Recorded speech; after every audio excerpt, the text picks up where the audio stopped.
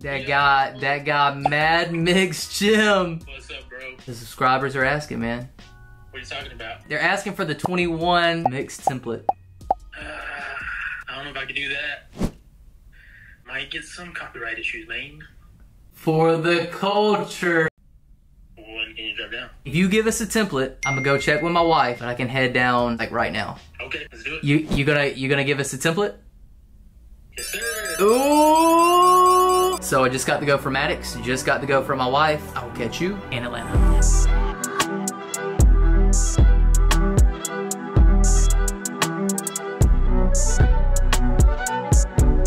Let's go! What you got? Bank of America business card. Ooh! Yeah, that's safe. Yeah, it's the that's backside. safe. It's the backside. This is 21 Savage template, huh? Thinking about it. Ooh. What's up? I'm Maddx chhim with My Audio Academy. Today I'm going to break down my exact mix template for 21 Savage featuring J.Cole a lot. Real quick before we dive in, I've uploaded an identical exact template down in the description so you guys don't have to pause, redo the settings, just download it and you guys are good to go. Let's go ahead and break down what's going on in the template. So at the top of this session, I have my mix bus, my all vocals, all drums, all music and all effects. This is where everything in the session is routed to. These are the main auxes. Under that, we have the vocal effects, the lead vocals, and then ad-lib tracks. And then we have my drums.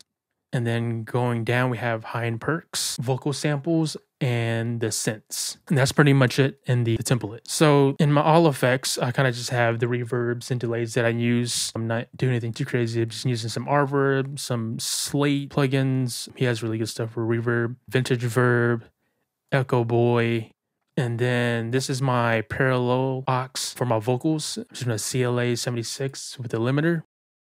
For the lead vocals, I'm using 1176, doing some light compression, maybe about 2-3 dB. A little touch. Catching some of the peaks with the RVox, doing a little bit more compression there. Using the DS, Pro DS by Fat Filter to catch, the S's and the sibilants. I'm using the C6 for multi-band compression, ducking out some of the harsh high-end frequencies, and then one last, well not last, but another de-esser to catch some of those extra X's that come through. And this is routed to my lead aux for 21.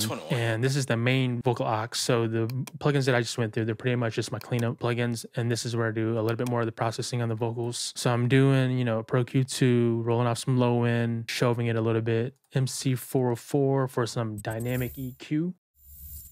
I'm using the air EQ just to take out some of those low mids and adding some air to it. Again, another C6, just do some multi-band compression, more shelving, more cleaning up. The Clariphonics, I'm pretty much using it to add some clarity, some top end, opens up the vocal, brings it a little bit more to the center with a focus. SSL, EQ, can't go wrong with that. And then some more Pro Qs to clean up the vocal just a little bit more. So with J. Cole's vocals, I didn't do as much compression on it. So this was like a different vocal chain. So I'm pretty much just de-essing, cleaning it up with some EQ, adding some air, some C6 multi-band, and a little bit of compression with the RVox. Not too heavy. Doing a little bit more cleanup, same thing. Clariphonics to add some more air, open up the vocals, some more dynamic EQ, the SSL EQ, taking out some of that 7K, some of that harshness, a little bit more vocal cleanup with the Pro Q2, and that's pretty much it for J. Cole's lead vocal. So now going down to my drums, I just pretty much just gain stage everything. I don't do anything crazy on the individual drums. I kind of mix them as a whole. Just a reminder, I've created the identical template down in the description for download to save you the time and prevent you guys from having to screenshot all these plugins. And we obviously can't play the track on YouTube due to copyright reasons. So if you want the video training, walking you through some of the tips and tricks that I use to achieve the sound that we got, Yeah, boy. that's a bonus option in the link in the description as well. Let's dive back into the plugin breakdown. So for my mix bus, I have an API bus compressor, probably knocking off about 2-3 dB. A little touch. Not much. NLS channel, I'm running it through analog emulation, just an analog channel just to get that color. The coloration I get from that, I like it a lot. I'm using Slate virtual mix rack.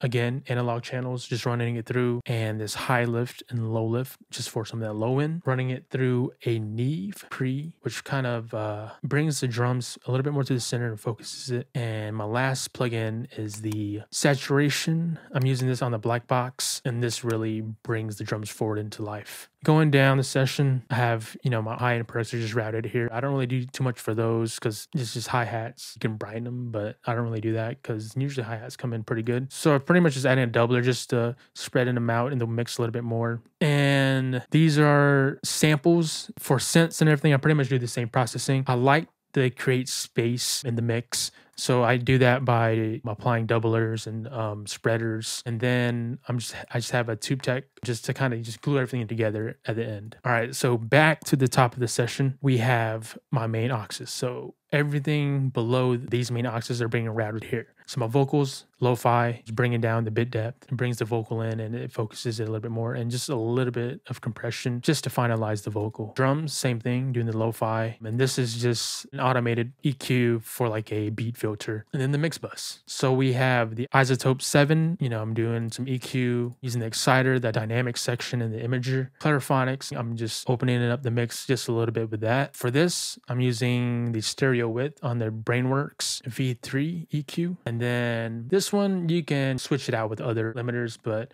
this was the limiter I was using at the time for this session. It's called Event Horizon. And that is the exact template I used to win my first Grammy as a mixing engineer. And if you missed this earlier in the video, if you want to save a little bit of time, we've linked the template download in the description. Go ahead and hit that subscribe button if you haven't yet. And that pretty much wraps it up, and we'll see you guys in the next video.